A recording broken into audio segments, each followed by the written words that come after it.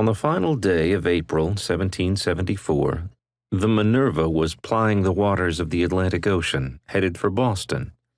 On board were London newspapers bearing the first news of England's response to the Tea Party. Bostonians would soon learn that, as punishment, the Crown had decided to close the port, a step that would spark a civil war in the British Empire. Hours before the Minerva's lookout spied Boston Harbor, 7 native people crossed a smaller body of water as they traveled to a meeting that they hoped would prevent a similar breakdown in relations with colonial settlers. The party knew the trip put them in mortal danger, and yet they went anyway. It's what their family had done for more than 4 decades. That family had negotiated relationships between natives and colonists since the 1730s. So despite whatever apprehensions they might have had, they climbed into their canoes and let a tributary called Yellow Creek carry them about a mile down to the Ohio River.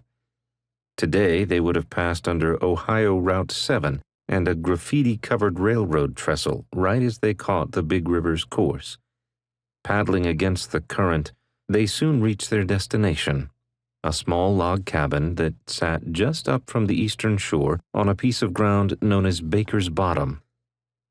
The 7 natives, 4 men, 2 women, and a baby, were invited into the cabin's front room, where a few colonists poured them drinks and allegedly launched into a conventional ceremony of keeping peace. Things were tense, but the alcohol helped. The 2 groups joked with one another. One of the colonial hosts had a British regimental uniform. As they all got a little tipsy, a native man put on the red coat and paraded around the room.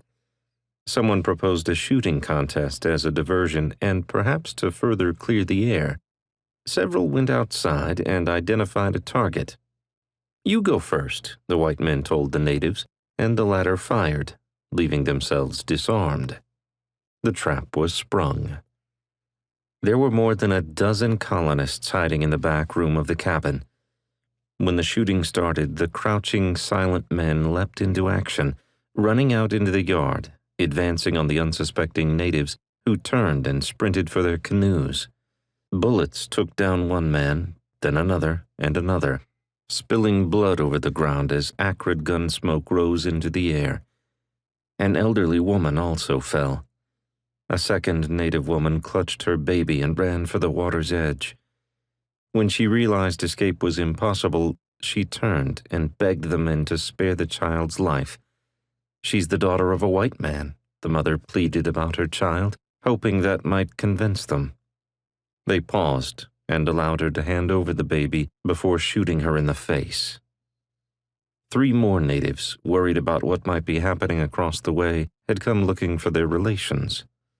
They were caught in the middle of the river when the colonists fired away, killing 2 of them, too.